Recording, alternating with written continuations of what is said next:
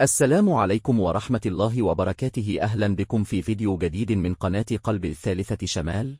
توج النجم الأرجنتيني ليونيل ميسي بجائزة أفضل لاعب في العالم خلال حفل توزيع جوائز ذا بيست الذي ينظمه الاتحاد الدولي لكرة القدم، فيما حصد الإسباني بيب غوارديولا مدرب مانشستر سيتي جائزة أفضل مدرب في الحفل الذي أقيم في لندن بحضور مجموعة من أفضل اللاعبين السابقين والحاليين. وفاز ميسي لاعب فريق انتر ميامي الأمريكي باللقب بعد منافسة مع مهاجم فريق ليسيتي أرلينغ هالاند ومهاجم فريق باريس سان جيرمان كيليان مبابي، وهذه هي المرة الثالثة التي يحصل فيها ميسي البالغ من العمر 36 عاما على لقب أفضل لاعب منذ انطلاق الجائزة في عام 2016، وكان قد حصل على اللقب في العامين السابقين 2019 و2022. وحصل البرازيلي إيدرسون حارس فريق السيتي على جائزة أفضل حارس مرمى، متفوقا على تيبو كورتوا حارس ريال مدريد وياسين بوانو حارس فريق الهلال السعودي.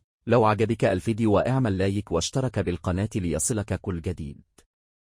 السلام عليكم ورحمة الله وبركاته.